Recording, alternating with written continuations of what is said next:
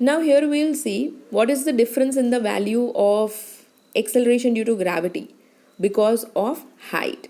So अब यहाँ देखो क्या है फिगर में, दिस इज अर्थ, अर्थ के सेंटर से आर डिस्टेंस पे एक छोटा सा बॉडी है जिसका मास है m.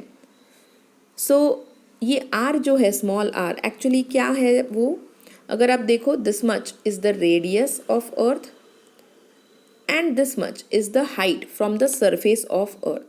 So small r क्या हो जाएगा, re plus h. Small r is the distance from the center of the earth to the point mass. me क्या है, mass of earth.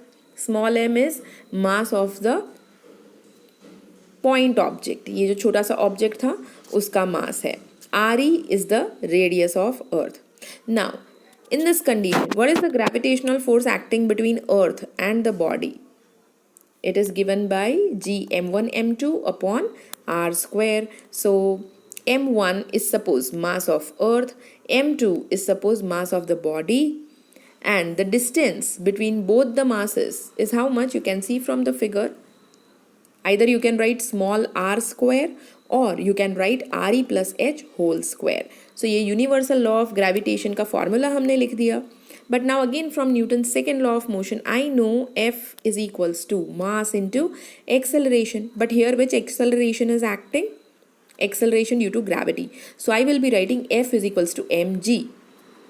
Now here I have written g as function of h. क्यों?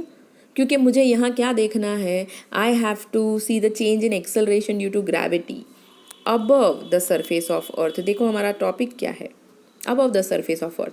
Height के साथ क्या variation आता है वो देखना है, और इसीलिए हमने यहाँ पर g को फंक्शन ऑफ h लिखा हुआ है. So now I will substitute this value over here. So I will get this kind of equation. अब आप देखो ये m जो है दोनों तरफ कैंसिल हो जाएंगे and my equation reduces to this. Now if you observe this value then just see, this was the value of acceleration due to gravity when the object was lying on the surface of earth. Denominator में आ रही है ना, तो वो जो m मास वाला body है वो कहाँ है, अर्थ के सरफेस पे है. तो ऐसा फॉर्मूला होता है.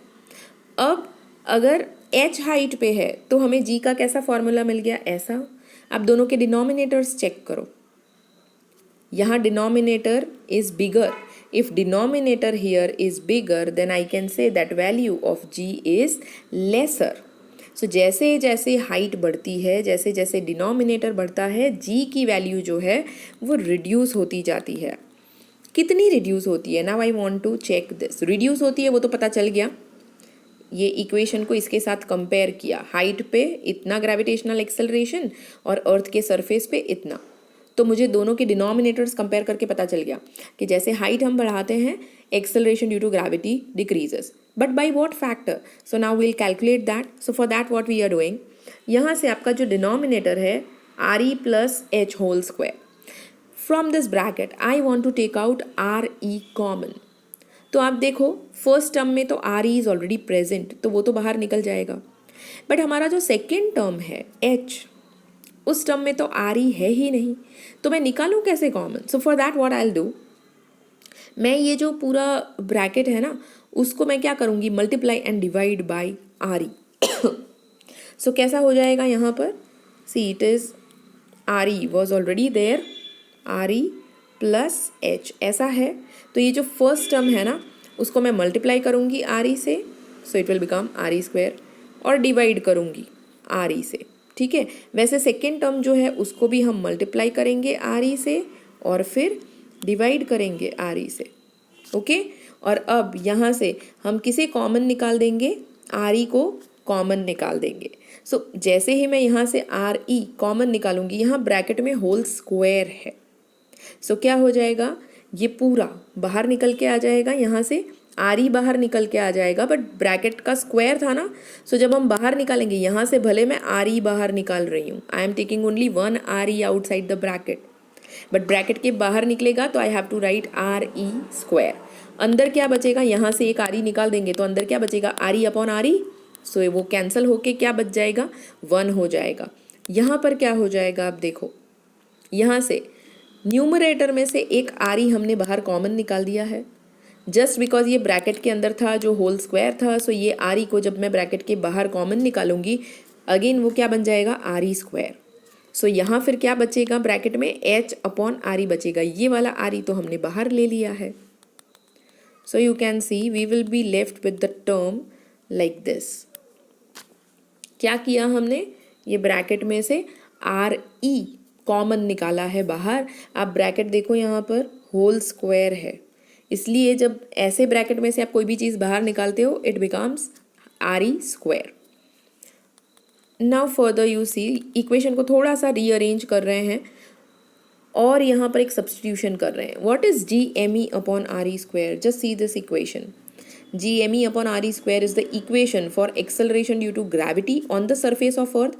So instead of this portion I will write small g from equation 2. Remaining portion जो था हमारा ये पूरा bracket 1 plus h upon r e whole square, I want to write that bracket in numerator.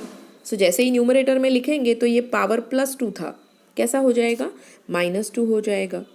Now here in this step I will be using binomial theorem to solve this step. Binomial theorem आप maths में पढ़ोगे, physics में आपको एक दो जगह पर use करने की ज़रूरत पड़ती है। सो एक सिंपल तरीका मैं आपको बताती हूँ कैसे यूज़ करोगे। देखो बाइनोमियल थियोरम जब हम अप्लाई करते हैं ना तो बहुत सारी टर्म्स आती है, प्लस माइनस ऐसे ये टर्म्स बहुत सारी होती हैं। यहाँ पर we have retained only first 2 terms, क्योंकि पीछे की टर्म्स हायर ऑर्डर टर्म्स होती हैं, ठीक है। तो उनका पावर ये नेगेटिव में है, पावर बड़ा बड़ा हो जाता है तो वो टर्म छोटी छोटी हो जाती है, तो हम उसको निगलेक्ट कर देते हैं। सो देखो आप हमेशा बाइनोमियल थियोरम फिजिक्स में किस तरीके से अप्लाई करोगे, ये 1 जो है वो एज इट इज़ लिखो। उसके बाद में ये पावर क्या है, -2 है, उसको सेकेंड टर्म के साथ मल्टीप्लाई कर दो। तो second term is H upon R E, तो ये -2 को उसके साथ मल्टीप्लाई करना है। So what I will obtain, -2h upon R E. So ये मेरा इक्वेशन आ गया after application of binomial theorem. And if I observe this equation मुझे क्या मिलता है, see what is this, G is function of height. यहाँ पर क्या हम देख रहे थे, variation in G because of height. तो क्या चेंज आ रहा है, see if you multiply this G inside क्या मिलेगा, G at certain height is equals to G minus g2h upon R E. So obviously g की वैल्यू कितनी थी, इस g की value 9.8 and now from that 9.8 you have to subtract this portion. So obviously g of h is smaller than g.